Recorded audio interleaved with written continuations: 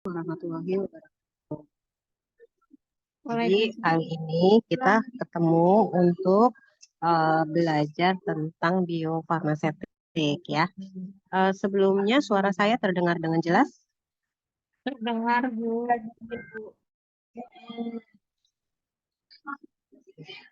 Oke. Eh,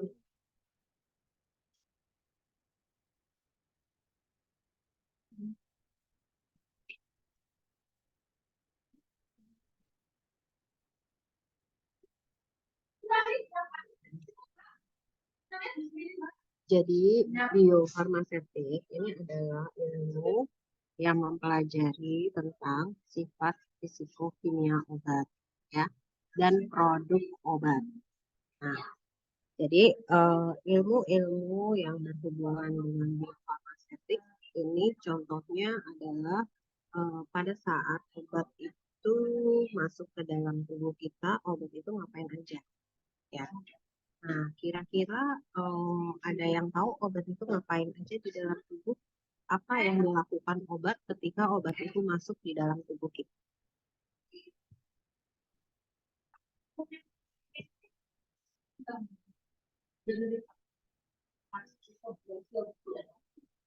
Ada.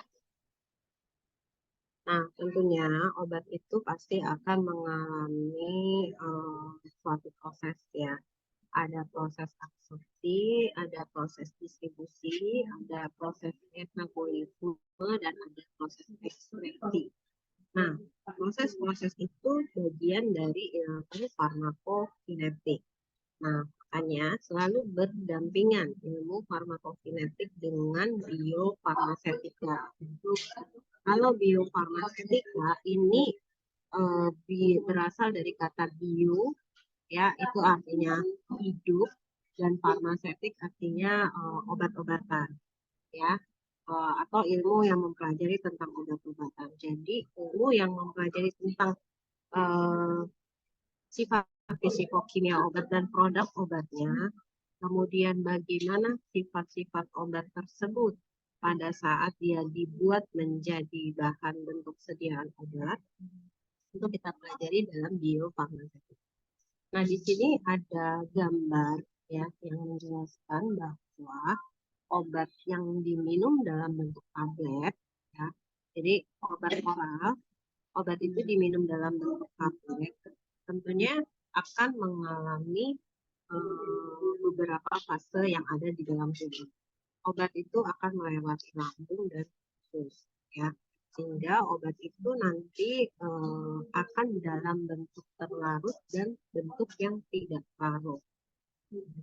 Nah, bentuk obat yang diserap tentunya adalah obat yang berada dalam keadaan yang larut. Jadi kalau obat itu larut, maka obat itu akan mudah diserap dan diabsorpsikan. Kemudian nanti obat itu akan masuk ke dalam pembuluh vena yang ada di dalam darah. Ya. Nah, setelah dia akan masuk ke dalam pembuluh vena, tentu dia akan melewati hati, di mana obat akan dimetabolisme. Di dalam hati itu pasti obat akan mengalami yang namanya proses metabolisme lintas pertama ya. Kemudian baru setelah melewati hati obat itu akan diekspresikan. Nah, bagaimana dengan obat yang tidak larut? Obat yang tidak larut itu tidak terserap ya, tidak terserap dan akan hilang pada metabolisme. Dalam hal ini dia akan keluar dari tubuh dan tentunya akan mengurangi bioavailabilitas, akan mengurangi ketersediaan obat di dalam tubuh. Nah, bagaimana dari obat ini, ya reaksi-reaksi obat yang ada di dalam tubuh ini nanti kita akan mengenal yang namanya reaksi bioavailabilitas, ketersediaan obat di dalam tubuh. Berapa dosis yang tersedia di dalam tubuh dan berapa dosis yang hilang pada saat obat itu mengalami yang namanya first pass effect atau metabolisme di lintas pertama yang ada di hati. Ya. Nah, sehingga menjadi pentinglah produk bio pelajaran biofarmasetika ini. Coba next slide selanjutnya.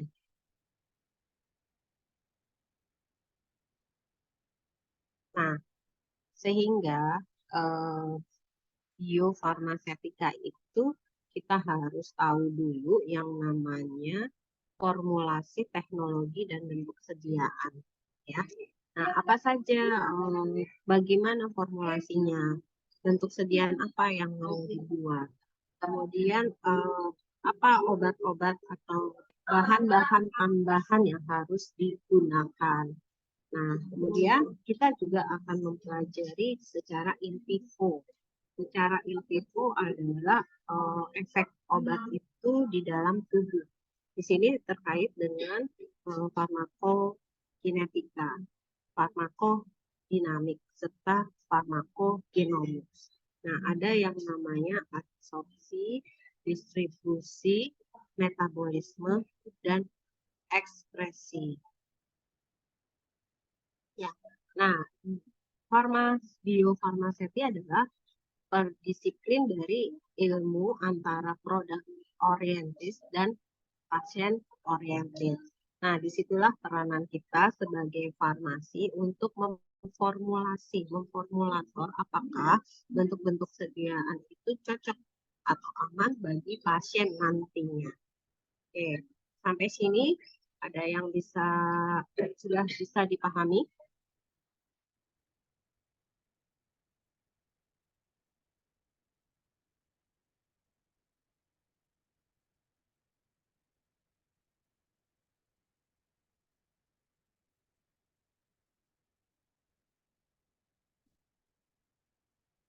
Oke, lanjut slide yang ketiga.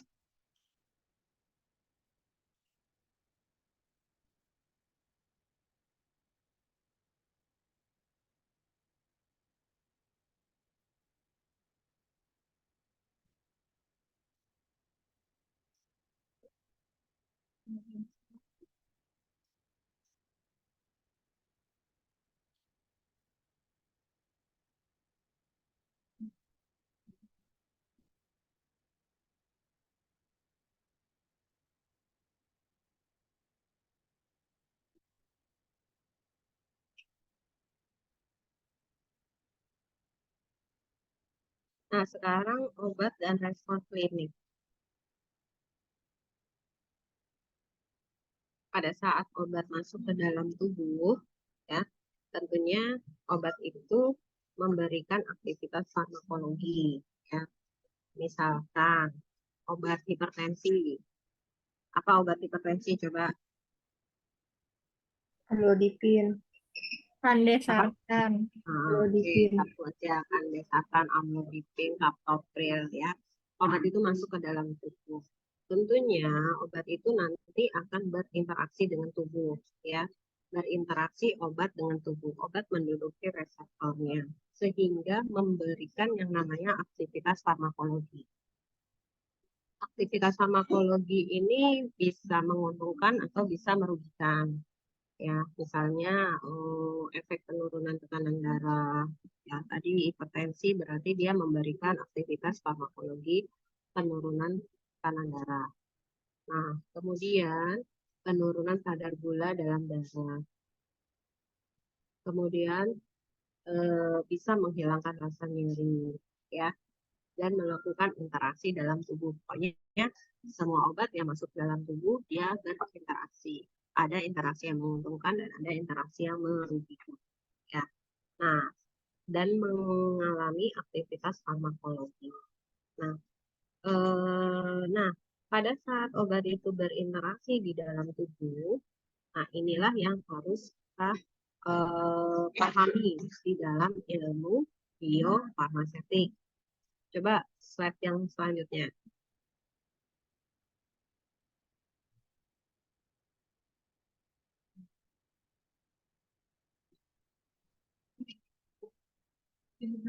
Nah, jadi pada saat obat itu masuk, ya, obat itu diabsorpsi, ya, kemudian obat itu dilepaskan dan awalnya dia mengalami disolusi, ya. Nah, di sini obat dijelaskan menurut kejadian di mana yang pertama kali ya pada saat obat itu diminum oleh pasien, baik itu secara oral, kemudian obat itu digunakan secara intravena, subkutan, transdermal, kemudian obat itu nanti dilepaskan secara perlahan-lahan dari bentuk sediaannya, sehingga obat itu mengalami absorpsi, ya, lalu masuk sebagian kecil masuk ke dalam jaringan sekitarnya dan mengalami distribusi, ya, sehingga obat itu akan mencapai tempat kerjanya di dalam jaringan.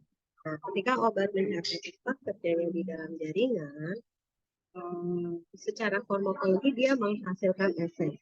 Bisa efek itu menguntungkan atau bisa pula efek itu merugikan. Ya. Nah, pada saat efek menguntungkan, tentunya dia mencapai efek terapi yang diharapkan. Nah, itu yang diharapkan. Nah, kemudian apa saja yang dilakukan selama perjalanan obat itu di dalam tubuh kita hingga mencapai efek terapi yang diharapkan. Ini ada di slide selanjutnya. Nah, ini ada 3 fase perjalanan obat, di mana pada saat dia mengalami fase biofarmasetik, obat itu kemudian mengalami fase farmakokinetik dan mengalami fase farmakodinamik. 3 fase ini merupakan faktor penentu aktivitas obat. Nah, kalau misalnya fase biofarmasetik ini baik, ya, maka obat-obat yang tersebut akan melewati fase farmakodinamik dan fase farmakokinetik dengan sesuai dengan yang diharapkan. Jadi aktivitas obat tergantung dari 3 fase ini. Kalau misalnya di fase farmasetiknya baik, tapi ternyata di fase farmakokinetiknya obat itu tidak bekerja sebagaimana mestinya, ya, contoh obat itu harusnya diharapkan larut atau digunakan di dalam usus, tetapi ternyata obat itu sudah hancur, sudah rusak di asam lambung, ya, sudah rusak di lambung karena adanya asam lambung. Nah, tentunya obat ini tidak lagi bekerja di usus kan. Nah, kalau obat itu tidak sesuai dan tidak bisa diharapkan kerja di usus, tentunya tidak memberikan aktivitas yang diharapkan. Oke, nah slide selanjutnya adalah produk yang pada saat kita mendesain suatu produk, kita harus mempertimbangkan beberapa faktor biofarmasetiknya. Ya, jadi apa saja nih faktor yang harus dipertimbangkan? Yang pertama adalah apa sih terapi apa yang diinginkan untuk obat yang akan kita desain? Yang pertama adalah terapi objektifnya. Terapi apa sih? Apakah kita menginginkan obat tersebut slow release, ya, atau obat itu digunakan bisa diberikan 1 kali sehari, 2 kali sehari, digunakan untuk pasien yang kronis, ya kan? Atau obat itu diharapkan mencapai efek sistemik atau efek lokal, gitu ya. Nah, itu kita harus mempertimbangkan terapinya itu apa sih sebenarnya, ya.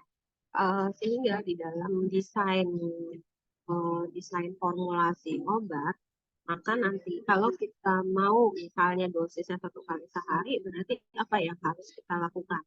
Kedua adalah zat-zat tambahan obat tersebut. Ya. Zat-zat tambahan apa yang diperlukan? Bagaimana pelarutnya? Bagaimana zat pengikatnya? Bagaimana zat tambahan atau zat pelicitnya? Sehingga obat tersebut tadi kita maunya digunakan 1 kali sehari.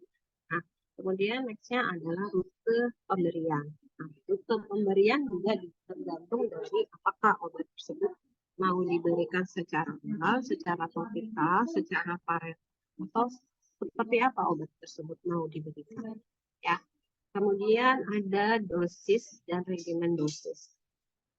Nah, ini juga sangat diperlukan. Dosisnya berapa? Tadi saya bilang apakah 2 kali 1, 1 kali 1, atau dosisnya selang-seling gitu ya, itu tergantung dari yang diharapkan. Atau biasanya kita minum captopril itu 3 kali 1, ternyata ada obat kandesatan lain yang bisa minumnya 1 kali 1 digunakan untuk hipertensi. Nah, ini tentunya pasti beda ya. Yang pertama sudah beda zat aktifnya, pasti juga beda zat pembawa dan zat pelarutnya. Nah, supaya obat itu juga bisa tujuannya sesuai dengan yang diharapkan. Nah, next selanjutnya adalah tipe produk obat. Belum, masih yang sebelumnya. Nah, tipe obat produk ini apakah mau dibuat tablet oral disintegrating tablet atau mau dibuat extended release tablet, misalnya ya tablet sendiri pun kita juga bermacam-macam.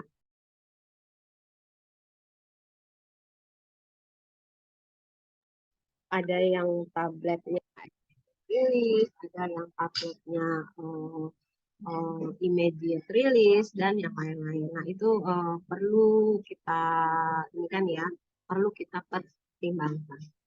Kemudian selanjutnya adalah tipe produk obat. Nah, tipe produk obat itu tadi eh, apakah pilihannya mau oral, mau suntik. Suntik itu pun juga macam-macam. Ada intravena, intramuskular, ya, dan intra yang lainnya ya, atau intrakutan. Ya. Nah, itu juga bermacam-macam suntik yang diharapkan. Kemudian excipients. Excipients itu juga bisa mengakibatkan perbedaan atau bisa mengakibatkan efek farmakokinetik di dalam obat itu sendiri. Akan sangat sedikit, walaupun sangat sedikit ya farmakodinamik atau efek yang dihasilkan dari excipients. Tapi tentunya kita harus memperhatikan bahwa excipients ini juga mengambil peranan di dalam produk obat. Nah, terakhir adalah pabrik ya, metode yang dipakai atau bagaimana cara pembuatan, proses pembuatan, penimbangannya baik, bahan bakunya bagus, kemudian suasana lingkungan pekerjaan atau sterilitasnya, ya, produknya harus steril, kan, lingkungan kerjanya harus bersih, kemudian peralatannya memadai. Nah, itu adalah metode pada saat pembuatan produk, pada saat produksi produk. Jadi, ada 1, 2, 3, 4, 5, 6, 7 yang faktor-faktor yang harus kita pertimbangkan di dalam mendesain suatu produk obat. Jelas sampai sini?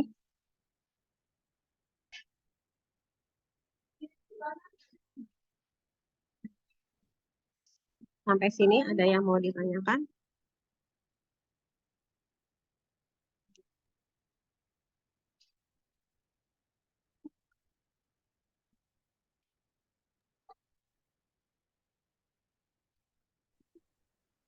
Kalau saya kok nggak dengar ya suaranya ya? Belum ada, Bu. Jelas? Tapi tadi emang ada beberapa bagian suara ibu terlalu kecil, Bu. Oh gitu. Oke, oke. Ya.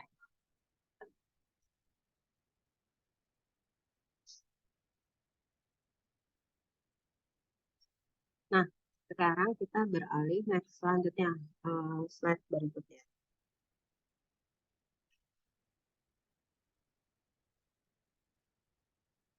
Nah, ini adalah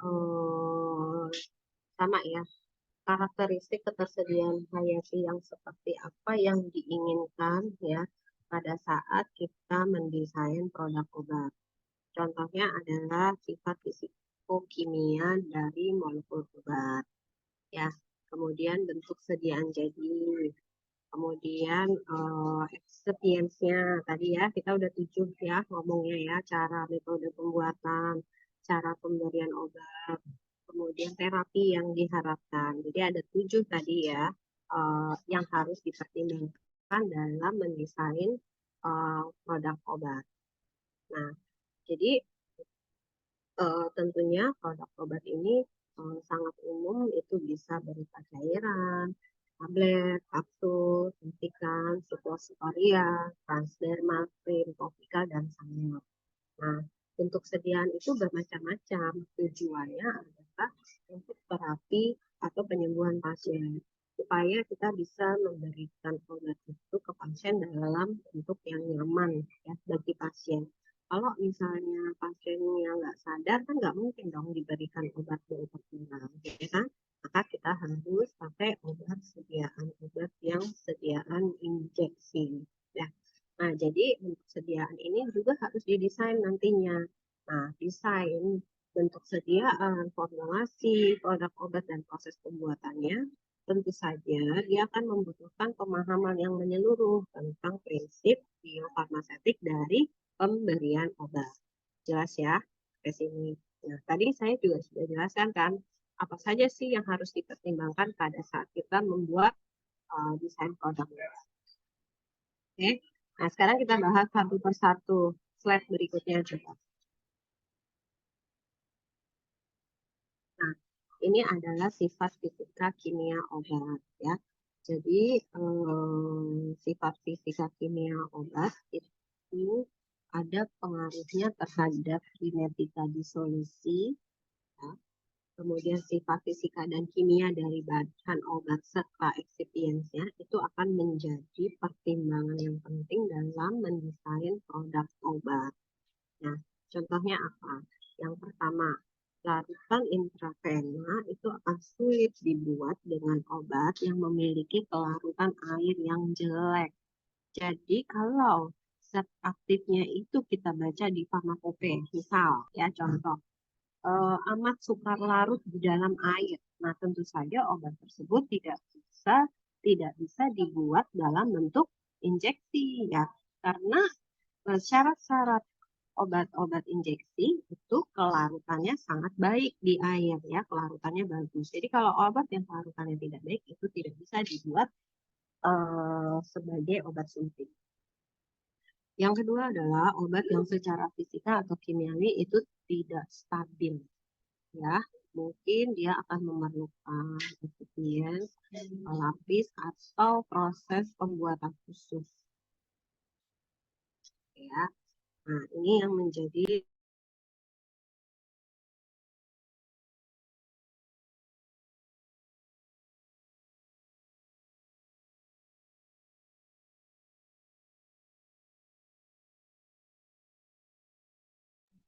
Nah, kemudian obat dengan respon farmakodinamik yang kuat seperti estrogen dan hormon lain, antibiotik, penisilin, obat kemoterapi kanker itu dapat menyebabkan reaksi merugikan terhadap personel yang terpapar obat ini selama pembuatan dan juga menimbulkan masalah dalam pembuatannya.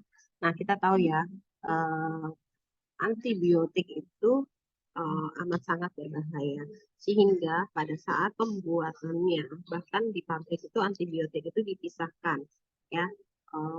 Apa namanya, produksi beta laktam itu dipisahkan dengan produksi obat-obat yang lain. Kenapa? Karena akan merugikan bagi personel yang terpapar nantinya di obat-obat tersebut. Nah, kita juga harus sangat memperhatikannya. Oke, next selanjutnya. Nah, ini adalah sifat fisikokimianya. Fisikokimianya itu seperti apa? Ada pK dan pKa, ada ukuran partikel, ada polimorfis, ada higroskopis, ada koefisien partisi, ada excipient partisi, excipient interaksi, ada profil stabilitas pH, ada profil impurity, dan ada chirality. Nah, ini semua adalah sifat fisikokimia yang harus dipertimbangkan di dalam membuat produk obat. Ya, contohnya apa? pH. pH itu diperlukan untuk stabilitas dan kelarutan optimal produk akhir. Ya, sehingga kita harus benar-benar memperhatikan pH pada saat obat itu dibuat. kalau misalnya obat itu diharapkan akan digunakan di usus, tentunya kita harus paham bahwa usus itu pH-nya pH-nya pH basa, ya kan?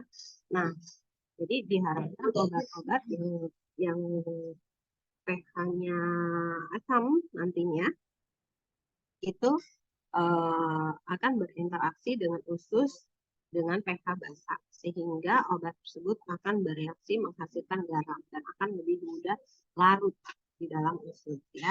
Nah, makanya obat-obat yang bersifat asam supaya dia tidak rusak terhadap asam lambung, maka dia harus direvisi. Itu ya. Kemudian ukuran partikel. Ukuran partikel dia dapat mempengaruhi permukaan partikel obat dan kecepatan disolusi produk obat. Polimorfisme, kemampuan obat untuk tetap berada dalam berbagai bentuk kristal, sehingga dia dapat mengubah kelarutan obat. Selain itu, stabilitas itu juga penting. Polimorfisme itu obat itu menjadi kristal atau tidak itu penting untuk berubah dari satu bentuk ke bentuk lainnya. Kemudian hygroscopicity, yaitu penyerapan kelembapan yang dapat mempengaruhi struktur fisika dan stabilitas produk. Lalu partition koefisien itu dapat memberikan indikasi tentang afinitas relatif obat untuk minyak dan air.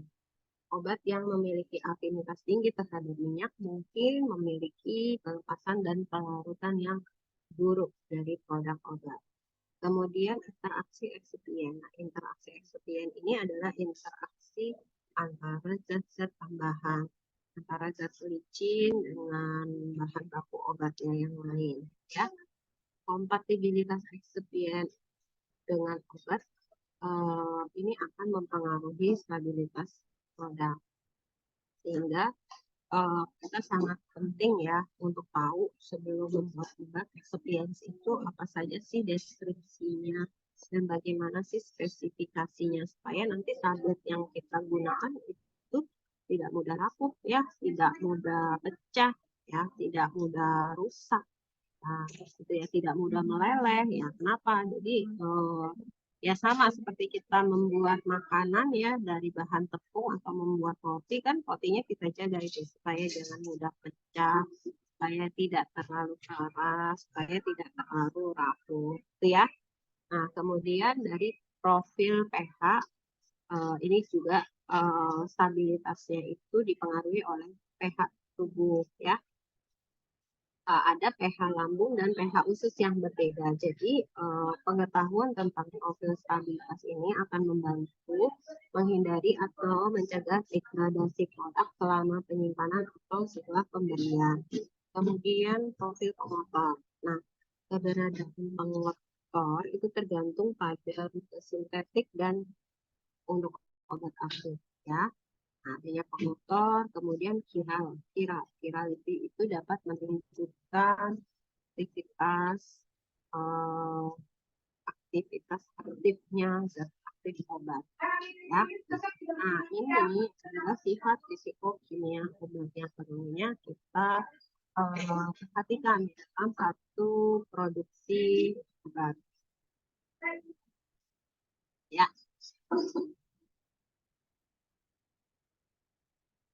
Next.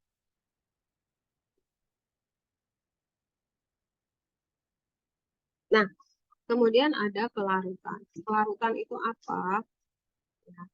Ya, kelarutan suatu parameter yang didefinisikan sebagai banyaknya materi obat yang dapat terlarut dalam suatu solvent pada kesetimbangan. Dia akan berkaitan dengan disolusi atau laju larutnya suatu zat dalam satuan waktu pada seperangkat kondisi. Dan ini juga merupakan parameter biofarmaseutik kritikal untuk pemberian obat oral. Ya, karena obat itu harus larut di dalam cairan lambung sebelum diabsorpsi. Nah, di mana kita lihat kelarutan? Kelarutan itu kan bisa kita lihat dari farmakope, ya. Kelarutan, mudah larut, tidak larut, sukar larut, gitu kan. Kalian masih ingat nggak apa saja klasifikasi kelarutan tersebut?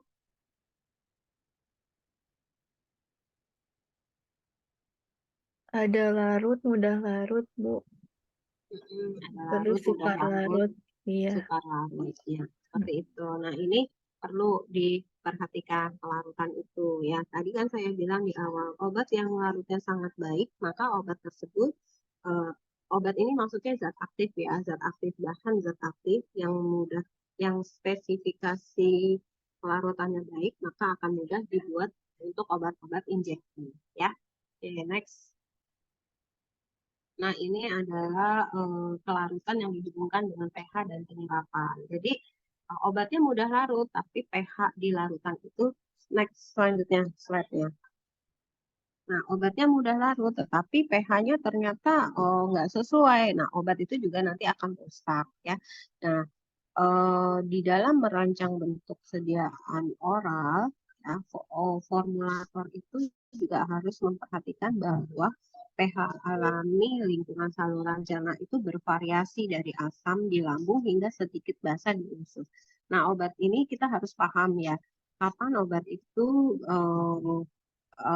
larut atau rusak di usus, sementara dia diharapkan dia digunakan untuk di usus. Jangan sampai pada saat sampai usus obatnya udah rusak.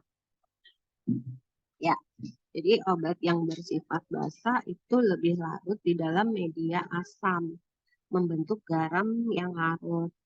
Sebaliknya, obat asam itu lebih larut di usus, membentuk garam terlarut di lingkungan pH. Nah, makanya kita harus perhatikan pH, pH usus atau lambung, pH di dalam tubuh dengan kelarutan yang ada. Ya, next slide berikutnya. Nah, kelarutan ini nanti dapat ditingkatkan dengan penambahan excipients. Ya, kalau kita lihat di lab, misalnya dikasih buffer, ya, kalau asam dikasih basa sedikit, kalau basa dikasih asam sedikit. Gunanya untuk apa?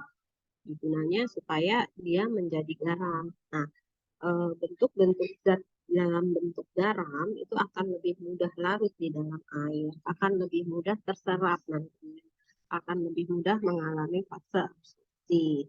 Nah, contoh di sini adalah pelarutan aspirin. Nah, aspirin itu dapat ditingkatkan larutnya dengan penambahan buffer alkali. Maka dalam formulasi pelepasan obat terkontrol, maka buffer inilah yang nanti akan ditambahkan, ya, ditambahkan untuk memperlambat atau memodifikasi laju pelepasan obat yang cepat larut. Karena aspirin itu ada yang dilapisi salut selaput. Nah, biasanya produk obat pelepasan terkontrol ini adalah non-disintegrating, maka dibutuhkan senyawa penyangga atau senyawa lain yang dilepaskan secara perlahan-lahan sehingga obat itu tidak langsung larut dalam cairan gastrointestinal. Gitu ya. Jadi ini contohnya adalah aspirin. Obat-obat yang bersifat asam dipastikan tidak mudah, supaya obatnya itu bisa pelepasannya terkontrol kan sedikit-sedikit. Nah ini ditambahlah zat tambahan yang lain supaya obat itu bisa bertahan lama di dalam tubuh. Efeknya juga lebih lama.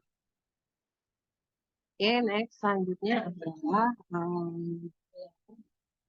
nah, ini adalah masih lanjutan ya pelarutan pH dan ini. Nah, ini obat-obat yang bersifat garam ya. Garam itu dia itu akan lebih mudah larut ya karena pembentukan garam itu akan menyesuaikan laju disolusi. Jadi pembentukan garam itu akan mempercepat laju pelarutan. Nah, laju pelarutan kita cek atau kita uji dengan laju disolusi. Makin cepat laju disolusinya, angka laju disolusi makin makin cepat pelarutan obat, akibatnya penyerapan obat untuk banyak obat yang dapat terionisasi. Nah, kemudian pembentukan garam. Jadi pembentukan garam ini dia akan dapat mengubah sifat fisika kimia obat dalam banyak aspek. Contohnya kelarutan, stabilitas kimiawi. Nah, itu harus dipertimbangkan oleh formulator dalam membuat obat sendiri. Oke. Next selanjutnya.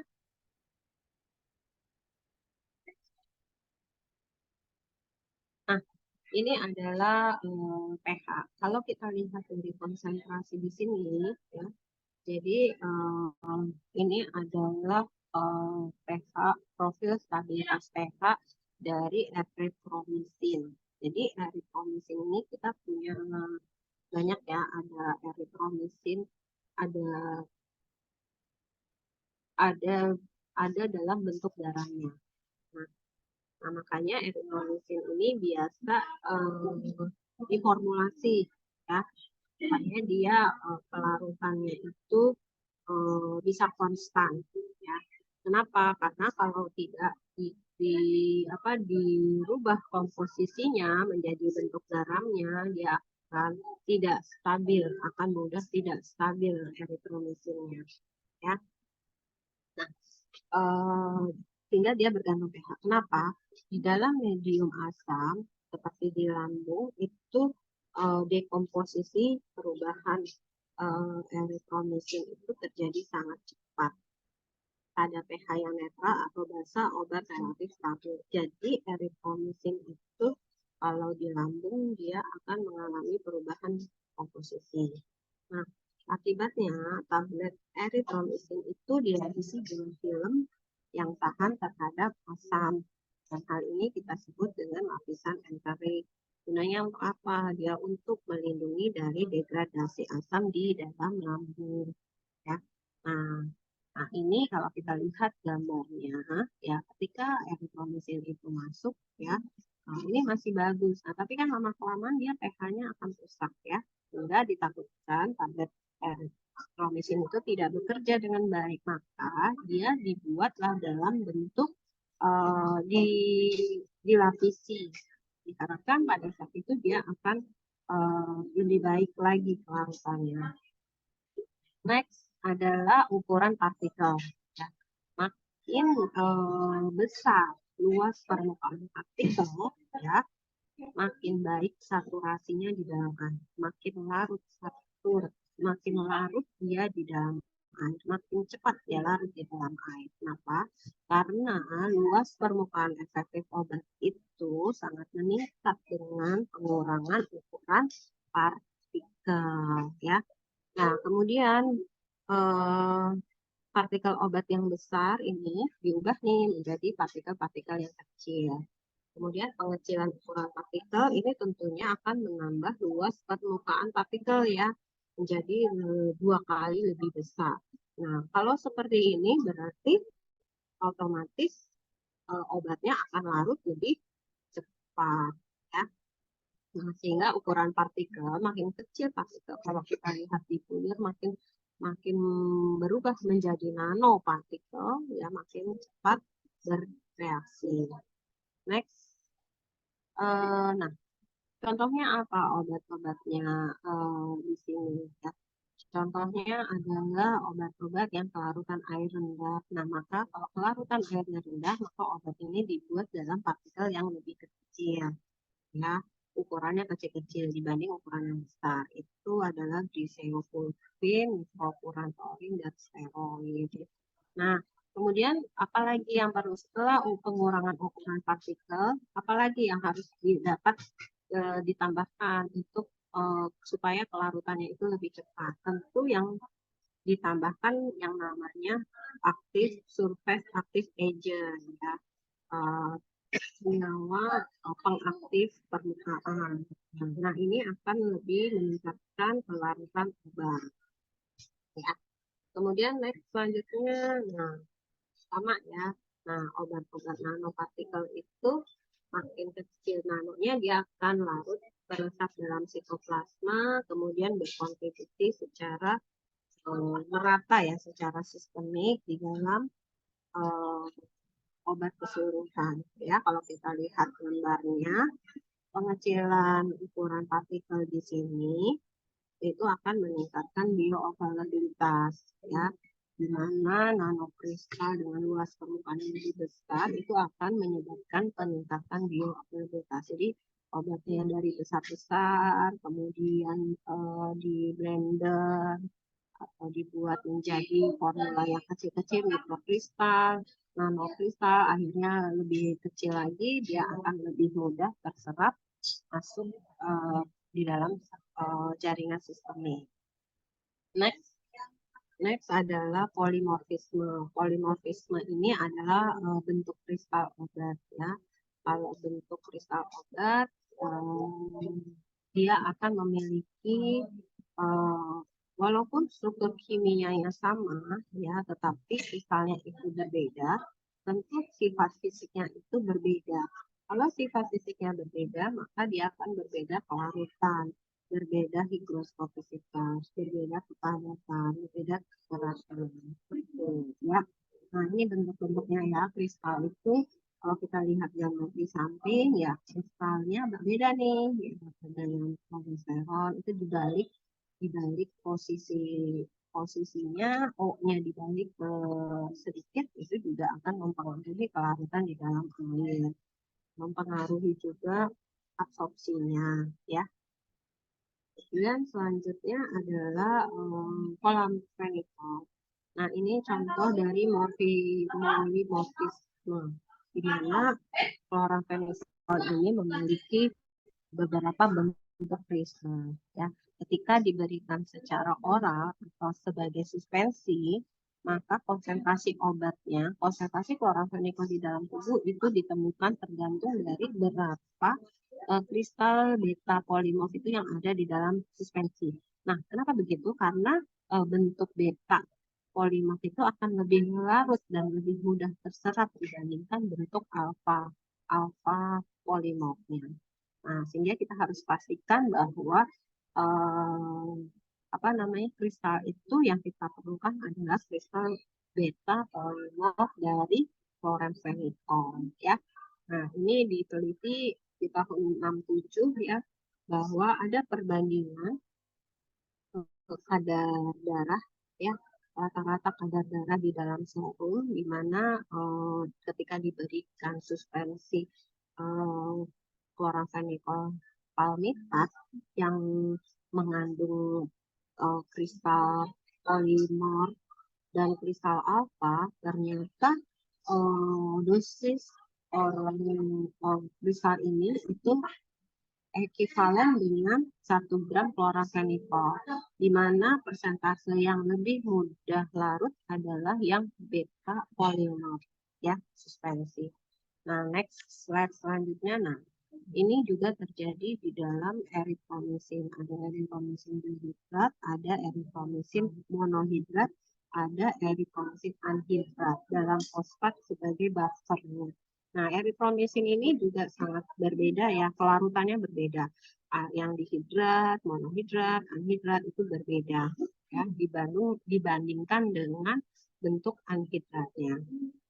Kemudian ampicillin trihidrat juga kurang diserap daripada ampicillin anhidrat karena pelarutan yang lebih cepat. Nah, polimorfisme inilah ya, kapan obat tersebut berinteraksi dengan pelarutnya, pada proses pembuatannya dia membentuk kristal, itu disebut dengan sulfat.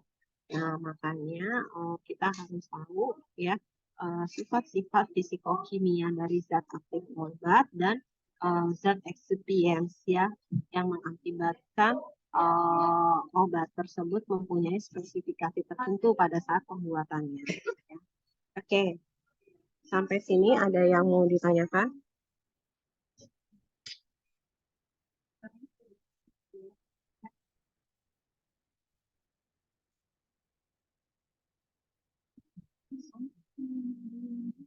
Oke, ada yang mau ditanyakan?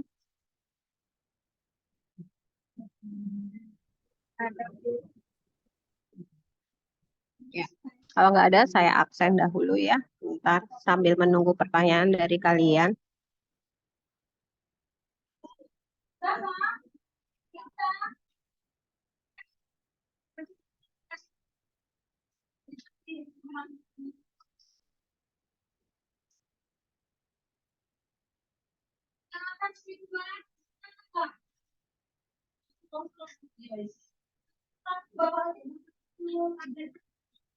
Sarah, Sarah ada? Hadir, Bu. Sylvia, Hadir, Bu. Sylvia. Hadir. Yuni,